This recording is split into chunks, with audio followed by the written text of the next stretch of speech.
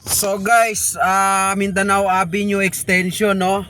Kung kayo lagi araw-araw kayo dumadaan dito, pamilyar siguro kayo dito sa lugar na to.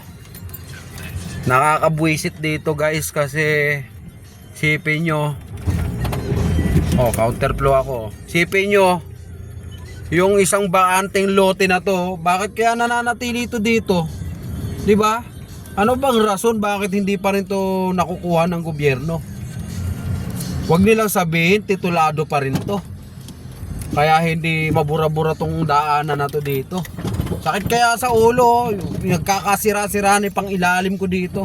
Araw-araw kasi ako dumadaan dito guys, kaya apektado ako ng daanan na to. Eto, ano kaya ang reason, no? Baka may nakakaalam sa inyo anong reason bakit hindi pa rin nila makuha-kuha to para maipatag na rin tong may diretso na tong C5 extension. Ayan, no? Mindanao Avenue Extension para madiretso na nila hanggang General Luis. Grabe, sakit sa ulo. Nagsasakripisyo kami dito araw-araw, gabi-gabi. Yung pinagsasaluhan namin tong kakarampot na daanan dito. Ayan, kasi dati maraming mga bahay dito. Wala na siyang bahay pero di pa rin nila matanggal. Ito, covered court pa rin siya, tapos garahe ng mga sasakyan. Ayan, court pa rin siya, diba? Ano bang rason bakit hindi nila makuha yan, diba?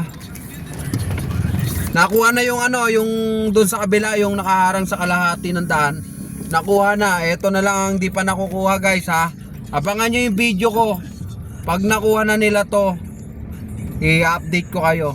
Sayang ilan lang yan, siguro may 500 meters siguro yung layo nito. 500 meters o 300 meters. O di ba? Hanggang diyan lang, tamo, dapat sana ganito na rin kaluwag, Ay, nako naman, bakit inuna pa kasing korupsyon bago bilhin yung mga property na dapat sa gobyerno na. Sus Mariosep.